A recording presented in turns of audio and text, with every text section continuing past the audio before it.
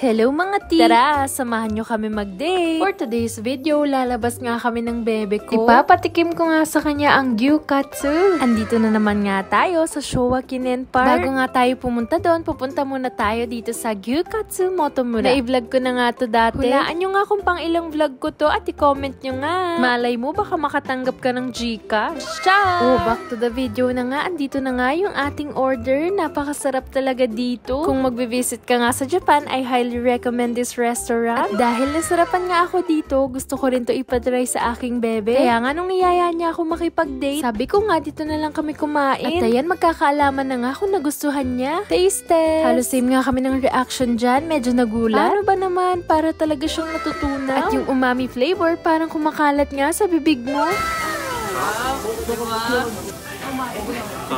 At dahil na-videohan ko na nga yung reaction niya, ayan, magmumukbang na tayo. Tara, kain po tayo. Sa mga curious nga kung ano bang lasa nito, hindi ko nga rin ma-explain. Wala nga siyang kaparehong lasa. Siguro ang pinakamalapit na pwede kong explain sa inyo, lasa nga siyang steak, pero mas malambot nga siya. Ang balita ko nga, wala pa nito sa Pilipinas. Kaya kung magbivisit kayo ng Japan, must try talaga to. 1,000 over 10 to para sa akin. At ayan, maya-maya lang naubos na namin yung pagkain namin. Fast forward nga, andito na kami ngayon sa train station. Sobrang tagal nga ng last namin na gala. Ayan, naliligaw na kami. Puro work at trabaho lang talaga kami. Sabi sa inyo puro work at trabaho lang kami. Ayan, di ba? Iisa lang yun dyan. Ayan na nga, finally, nakadating na nga kami sa Showa Kinen Park. Pero this time, autumn season naman kami bumisita. Napakaganda, no? Naipakita ko na nga rin pala to sa vlog ko ng summer season. Bumili na nga rin pala kami ng inumin namin at pagkain namin sa convenience store. Kapag naligaw ka nga pala dito sa Japan, sundan mo lang yung mga tao. Char! Dito pala kami dinala ng mga sinundan namin. Itong bebe ko nga niloloko ko kasi sabi niya, gandang-ganda ka pa sa ginkgo tree. Akala mo yellow na yellow, ilaw lang pala yung nagpapayellow. Char! O syempre, joke lang, baka seryosohin nyo. At unti-unti ko na nga nakikita tong Ichonamiki o sa English, Ginkgo Tree Avenue. Ibang-iba nga siya sa personal, napakaganda talaga niya. Parang hindi kasi mabigyan ng justice ng camera ko yung kagandahan nitong place na to.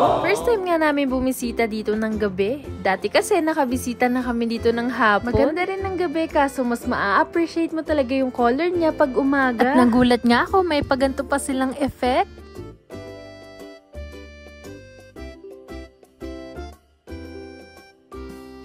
Habang nanonood nga ako ng mga ilaw dito, nagulat ako kung anong ginagawa nitong bebe ko. Ayun pala, gumagawa ng flowers para sa akin. Ganyan talaga yan ka-sweet. Mas sweet ka sana kung money flower yan. Char! O syempre, joke lang, hindi naman tayo mukhang pera. Pero isip bata nga lang. Gusto ko nga tong ihagis para maganda sa vlog. Kaya lang, nahiya ako, may tao pala sa likod. At muntik ko na nga pala makalimutan. Nag-chika nga pala ako sa inyo. Hindi ko alam kung kaming dalawa lang, pero nabahuan talaga kami sa ginkgo tree.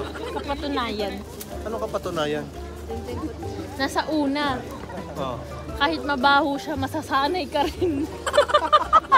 Grabe kasi talaga yung amoy niya, mga tea. Sa tuwing hahangin nga ng malakas, sumasapol talaga sa ilong mo yung amoy niya. Parang yung katabi mo nga sa bus. Char! At sobra nga kaming nagandahan ni Bebe dito sa mga pailaw nila. Kaya ayan, nagstay muna kami dito. At syempre, hindi mawawala ang chikahan dyan. O diba, ang daldal ko, nakita nyo naman sa video. Char! At maya-maya nga, niyaya ko na rin siyang umuwi. Habang pabalik nga kami, naalala ko, bumili nga pala kami ng obento sa convenience. Kaya nga sabi ko, dito na namin kainin. Habang naglalakad nga, nagulat ako dahil may pastar pa pala sila na ganito. Hindi ko to nakita kasi kanina. At pagkatapos nga namin panoorin yung show, niyaya ko na nga si Bebe na kumain. At dahil alam nga namin na madaming pila, bumili na lang kami sa 7-Eleven ng obento. Kaya lang, sobrang lamig na nung pagkain namin. Pero no choice, kaya kinain pa rin namin. Painit mo nga dun? I hope you enjoyed this vlog. Thank you for watching. それじゃあ、またね. Bye bye!